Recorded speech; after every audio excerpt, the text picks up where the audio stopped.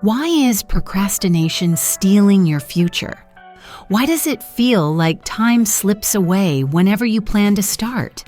It's that sinking feeling when you wake up, think, today is the day I'll finally get to work, and then 2 hours later, you realize you've opened YouTube, scrolled social media, or stared at the ceiling. Procrastination isn't just a bad habit, it's a silent thief, quietly stealing opportunities, confidence, and progress in English and in life. Each time you push off that English lesson or writing assignment, you chip away at your own potential. And the longer you wait, the more daunting it becomes to even begin. Think of your goals as a burning candle. Every moment of avoidance is a gust of wind threatening to blow it out. Over time, that small flame flickers and dims, leaving you in darkness. But the good news is, once you recognize the thief, you can stop it. In this episode, we'll explore the hidden triggers that keep you stuck and arm you with the understanding and practical tools you need to protect your flame, rebuild your confidence, and reclaim every lost moment. And before we dive in, I'd really love to know, where are you listening from? What time is it there? And how are you feeling today as you press play on this episode? Let me know in the comments. I always enjoy reading your messages. What will you gain by listening until the end? By the time we finish our journey together, you'll have a clear roadmap for spotting procrastination before it even creeps in. You'll understand the underlying emotions, fear, overwhelm, perfectionism, that hijack your motivation. More importantly, you'll discover precise, bite-sized actions that you can take right now to break the cycle. These actions aren't theoretical. They're field-tested strategies that real learners just like you have used to transform hesitation into momentum. And that's not all. As we talk, you'll pick up authentic English expressions, phrases that native speakers use when they discuss habits, mindset, and personal growth. You'll get comfortable hearing and repeating these expressions in context, boosting your listening comprehension and speaking confidence simultaneously. So not only will you conquer procrastination, you'll also speak about it naturally and fluently. Stay with me, and let's make today the day everything changes. What really drives you to put things off? Procrastination isn't about laziness. It's an emotional response. When faced with a task that feels uncomfortable, maybe it's too big, too confusing, or tied to fear of failure, your brain instinctively seeks relief, so it offers seductive distractions. That TikTok video, the quick snack, the just 5 more minutes of scrolling. Suddenly, hours have passed, and you're left wondering why you can't muster the willpower to start. But here's the truth. Your brain isn't trying to sabotage you. It's trying to protect you from discomfort. Our job is to outsmart that protective instinct by addressing the real feelings underneath: fear of judgment, overwhelm, or doubt about our abilities. Once you bring those feelings into the light, you can gently work around them instead of letting them dictate your choices. Understanding this distinction is the first step to turning procrastination into progress. How does fear of failure fuel avoidance? Imagine you have a speaking exercise due tomorrow. You sit at your desk, heart pounding, because you're terrified your accent will betray you or your grammar will crumble under pressure. That fear says, don't risk humiliation, just delay. So you close your notebook and switch to Netflix, telling yourself you'll try later. But that later often never arrives, and your confidence takes another hit. Yet every time you do try, speaking imperfectly, Stumbling over words, then correcting yourself, you chip away at that fear. You demonstrate to your brain that mistakes aren't the end of the world, they're stepping stones. With each brave attempt, you weaken the fear's power. Soon errors become less frightening and more informative. That transformation doesn't happen overnight, but every imperfect effort makes you stronger, more resilient, and closer to fluency. What is the true cost of delaying action? Every day you postpone your English practice is a day of potential growth lost forever. Picture each study session as a brick in the foundation of your language skills. Miss one session, and the wall you're building starts to wobble.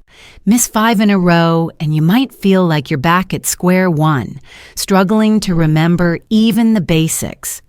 Beyond language, this pattern seeps into every area of life: career aspirations, health routines, personal projects. Once you see procrastination's true cost, a slow erosion of confidence and opportunity, you'll feel that spark of urgency. It's not about guilt, it's about clarity. Recognizing what you stand to lose makes the small discomfort of starting feel worthwhile. And when you act, you begin repairing the damage brick by brick. Why do small tasks feel overwhelming? A simple task like learn 10 new words can suddenly feel like scaling Mount Everest. It's not the task itself, it's the emotional meaning we attach to it. Maybe you worry you'll forget the words tomorrow. Maybe you equate vocabulary quizzes with judgment, pressure, or past failures. That emotional weight inflates the task's importance until it becomes paralyzing. The key is to unravel that emotional baggage. Acknowledge that learn 10 words is just that, nothing more. Then shrink the task even further.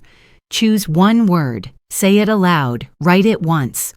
That micro step bypasses the overwhelm and gets your brain saying, okay, I can do that. Often, once you've begun, momentum carries you forward. You end up learning all 10 words, not just one. Small steps deflate big fears. How can one tiny step lead to big momentum? Let's say you decide to open your English textbook for just 1 minute. You might write the date and a single sentence, I am starting now. And then you find yourself reading the next example sentence, practicing pronunciation, or jotting down notes. That tiny initial action flips your brain's switch from avoidance to engagement. What felt impossible a minute ago now seems doable. This isn't cheating yourself, it's brain science. The Zeigarnik effect shows that after starting a task, our minds keep nudging us toward completion. By simply beginning, you set off a chain reaction that often leads to sustained effort. Tiny steps dismantle resistance and build unstoppable momentum. Remember, you don't need grand gestures. Small, consistent actions win the race. What's happening inside your brain when you act? Neuroscience tells us that every time you choose action over avoidance, you strengthen neural pathways associated with focus, determination, and reward. Think of 2 trails through a forest, one well-worn path of procrastination, the other faint but promising trail of action. Each time you walk the action trail, it becomes clearer and easier to follow next time. Over weeks and months, that trail becomes your default route. What once required a struggle now feels natural. You'll notice yourself leaning into tasks rather than resisting. This rewiring doesn't demand heroic effort, just consistent small actions. Celebrate those actions, because each one is literally reshaping your brain to favor progress and resilience. Why do English learners face extra barriers? When you're learning a new language, every sentence feels like a performance. You rehearse grammar rules in your head, imagine making mistakes, and dread potential embarrassment. That vulnerability triggers self-protective procrastination. Better not risk it until I'm sure. But that only delays your progress and amplifies anxiety. The secret is to reframe mistakes as valuable feedback. Native speakers rarely judge minor errors. They welcome your effort. Each time you speak imperfectly, you collect data for improvement. Treat language learning like a science experiment. Formulate a sentence, test it. Observe the results, adjust, and repeat. This curious, experimental mindset shrinks fear and accelerates learning. How does perfectionism sabotage progress? Perfectionism whispers, if it's not flawless, don't bother. So you postpone presentations, recordings, or essays until you feel ready. But perfection is a mirage, always shifting, always out of reach. Chasing it only prolongs your wait, leaving you stuck in preparation hell. Instead, aim for good enough. Release your work into the world, learn from feedback, then refine. Think of your first draft as a sculptor's clay, rough around the edges but full of potential. Each revision shapes and polishes it. Imperfect action beats perfect inaction every time. Remember, progress, not perfection, is the path to mastery. What simple question breaks the freeze? When you catch yourself stalling, try this powerful prompt. What's one tiny action I can take in the next minute? Maybe it's opening your study app, setting a 60-second timer, or speaking one sentence in English aloud. That narrow focus sidesteps overwhelm and jump, starts your brain's action circuitry. Once you complete that micro task, your mind registers a small win. You'll feel a subtle sense of accomplishment, and often you'll find yourself continuing naturally. That 1-minute rule is like a mental trick. It lowers the entry barrier so much that your resistance crumbles. Use it as your go-to antidote whenever you feel stuck. How does self-identity drive action? Actions follow identity. People who act consistently see themselves as doers. They say, I am someone who practices English every day, rather than I need to practice. That simple shift in language changes everything. When you internalize that identity, I am a learner who takes action, you pull yourself toward behavior that matches your self-image. To harness this, use affirmations. I am the kind of person who starts and finishes tasks. Repeat them daily, even if they feel awkward at first. Over time, your subconscious mind aligns with your declaration, making action feel natural. Identity-driven habits are far stronger than willpower alone. Why must you forgive past delays? Lingering guilt over missed lessons or skipped tasks creates shame, which tightens the procrastination trap. You think, I failed yesterday, so why bother today? That inner critic drains your motivation and convinces you that change is impossible. But shame feeds avoidance. It never sparks progress. Instead, practice radical self-compassion. Acknowledge, yes, I delayed, but that was then. Today is a new opportunity. Treat yourself like a friend. Encourage. Don't berate. That kindness lightens emotional weight, clearing the path for fresh motivation. Forgiveness isn't weakness. It's the fuel for genuine, sustainable change. What's the power difference between motivation and discipline? Motivation is a fleeting feeling, like sunshine on a cloudy day. You feel inspired, you start strong, then the clouds roll in and you fade. Discipline, on the other hand, is a decision. I will take action, regardless of how I feel. It's showing up even on low energy days, even when the spark of inspiration is gone. Discipline builds trust with yourself. Each time you honor your commitment to study or write, you reinforce the belief that you can rely on yourself. Over weeks, this trust becomes unshakable. You no longer wait for magic to strike. You simply do the work. And that consistency shatters procrastination once and for all. How can you celebrate tiny wins? Progress can feel invisible when you're focused on big goals. That's why tracking small victories is crucial. Write down each micro accomplishment. I read one paragraph. I spoke for 2 minutes. I wrote 1 sentence. These may seem trivial, but each is proof you're moving forward. Celebrate them. A quick smile, a check mark on your calendar, a 1-minute dance break. Whatever feels rewarding. These little celebrations release dopamine, your brain's feel-good chemical, reinforcing the habit loop of action and reward. Soon you'll crave those small wins, making procrastination less appealing and productivity more rewarding. What distractions steal your focus? Identify your top distractions: buzzing phone notifications, cluttered workspace, or wandering thoughts. Distractions aren't just external. Your mind can be the biggest saboteur, hopping from worry to daydream to self-doubt. The first step is awareness. Notice what draws you away from your task. Then remove one distraction at a time. Mute notifications or use Do Not Disturb. Clear a small desk area or try a focus app that blocks social media for a set period. You don't need perfect conditions, just conditions that are good enough to let you start. Each distraction removed is a victory in itself. Why routines transform effort into habit?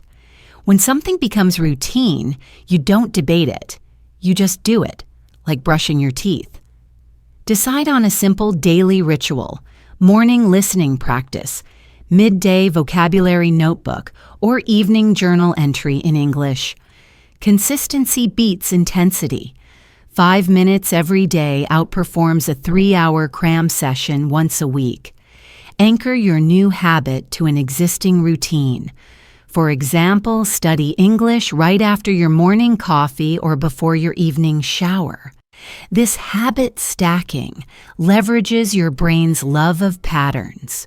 Over time, the action becomes automatic, freeing mental energy for creativity and deep learning instead of battling procrastination.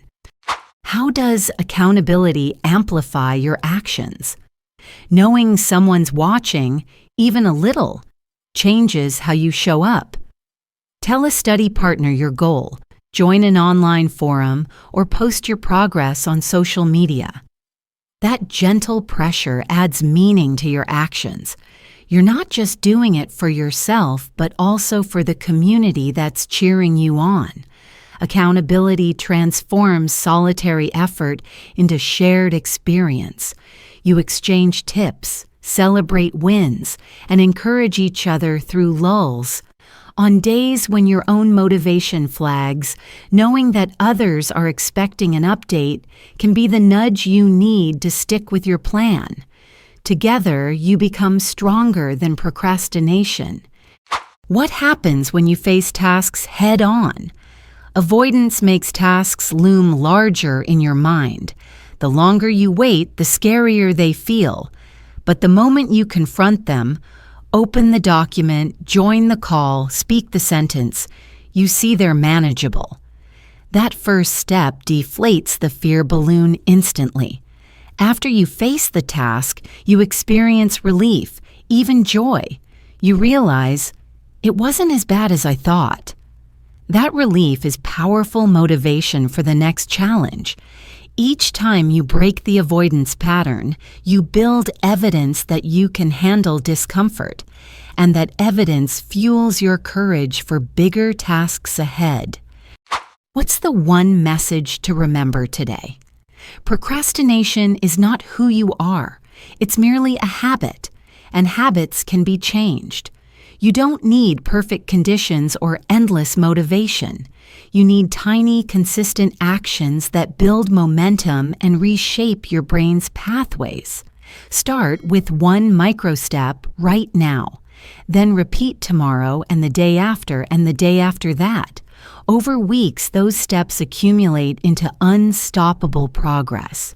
Every small action you take today is an investment in your future self. So take a breath, choose one tiny task, and begin.